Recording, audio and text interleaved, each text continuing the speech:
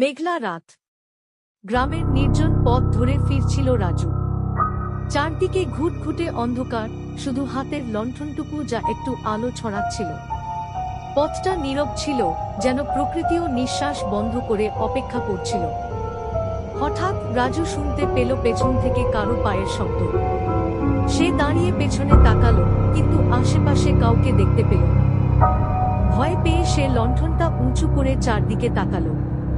পা কাঁপছিল, তবু মনের ভুল ভেবে সে আবার হাঁটতে শুরু করল। কিছুক্ষণ পরে সেই পায়ের শব্দ আবার ফিরে এলো। এবার আরো স্পষ্ট, যেন কেউ ঠিক তার পেছনেই হাঁটছে। রাজু থেমে চারপাশে তাকালো, কে আছিস সেখানে, তার কণ্ঠ কাঁপছিল। কিন্তু কোনো উত্তর এলো না। রাজু ভয় কাটিয়ে দ্রুত হাঁটতে লাগলো, কিন্তু শব্দটা যেন তার সাথে সঙ্গ দিচ্ছিল। একটা বিশাল বটগাছের কাছে থেমে রাজু হাঁপাতে লাগলো। চারপাশে শীতল বাতাস বইছিল। হঠাৎ লণ্ঠনটা নিভে গেল।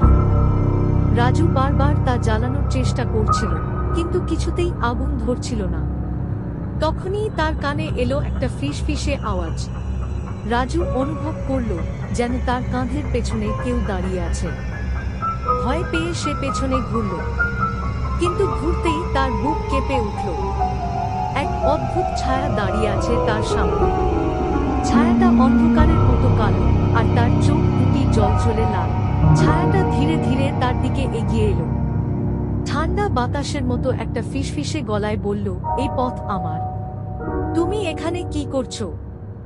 রাজু চিৎকার করতে চাইল, কিন্তু গলা দিয়ে কোনো শব্দ বের হলো না। ভয় পেয়ে রাজু দৌড়াতে শুরু করল।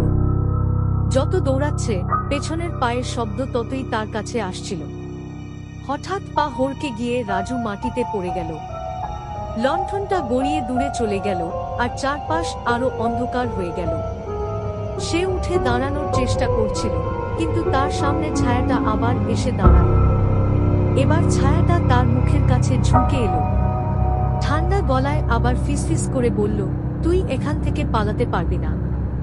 এবার তুইও আমার মতো এখানেই থেকে যাবি। রাজু ভয়ে চোখ বন্ধ করে ফেলল। তার শরীর যেন জমে গেল। পরের দিন সকালে গ্রামের লোকজন বটগাছের নিচে রাজুর লণ্ঠনটা পেল, কিন্তু রাজুকে আর কখনো খুঁজে পাওয়া গেল না। গ্রামে এখনো কথা হয়, যারা ওই পথ ধরে রাতে যায়, তারা ফিরে আসে না। কারো কারো মতে সেই ছায়াটা কেবল তার পথে ঢুকলেই শিকার খোঁজে।